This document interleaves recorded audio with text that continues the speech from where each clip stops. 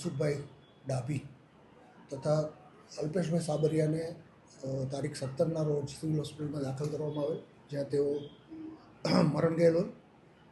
ત્યારબાદ તેમના પુત્ર વિનયભાઈ ડાભીએ તેમના પિતા તથા અલ્પેશભાઈ સાબરિયાને પાડોશમાં રહેતા જીણા ભગત ઉર્ફે જીણા વિઠ્ઠલ ગોહિલ એ દારૂમાં ભેળસેળ કરી, ઝેરી પદાર્થની ભેળસેળ કરી અને દારૂ પીવડાવી અને મૃત્યુ નિપજાવેલની જાહેરાત કરતા, જે બાબતે તેમની ફરિયાદ નોંધી આગળની તપાસ તજવીજ B division PI Jiya Chauhan તથા ડિસ્ટ્રિક્ટ પીએસઆઈ ચૌધરી વગેરેની ટીમે તપાસ તજવીજ કરતા તપાસ દરમિયાન સીસીટીવી ફૂટેજ તથા અન્ય પુરાવાથી જાણવા મળેલ કે આ જીણા ભગતે તેના માણસ અલ્પેશ સાબરિયા પાસે દારૂ મંગાવી અને દારૂમાં ઝેરી પદાર્થની ભેળસેળ કરી અને આ બંનેને પીવડાવી દીધેલો, જેના કારણે આ તેઓનું મૃત્યુ નિપજેલ હોવાનું તપાસમાં ખુલવા પામેલ હતું.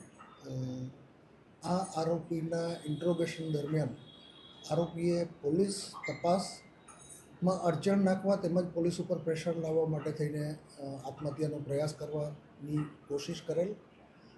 હાલે આરોપીને સિવિલ હોસ્પિટલમાં દાખલ કરવામાં આવેલ છે. આ બાબતે વિશેષ પુરાવા મેળવવા તપાસ તજવીજ પીઆઈ ચૌહાણ કરી રહ્યા છે. હત્યાનું કારણ શું? હત્યાનું કારણ એવું છે કે આ જીણા ભગત વરલી મટકાનો ધંધો કરતો હોય.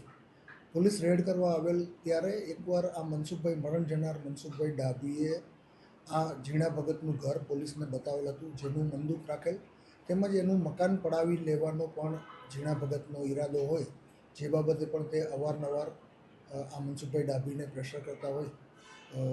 હાલે પ્રાથમિક તપાસમાં આ કારણ ખુલવા પામેલ છે. તેમ છતાં વિશેષ તપાસ આ બાબતે ચાલી રહી છે.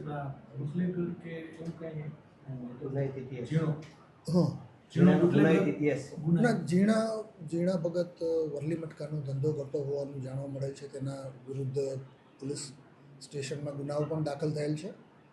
એ સિવાય બીજું કોઈ એનું કોઈ ગુનાહિત ઇતિહાસ હાલ પૂરતો જણાઈ આવ્યો નથી.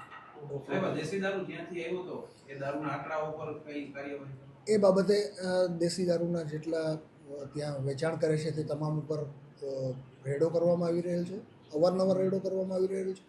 તેમજ આ બાબતે ક્યાંથી આવેલ તે બાબતે પણ વિશેષ તપાસ ચાલુ છે.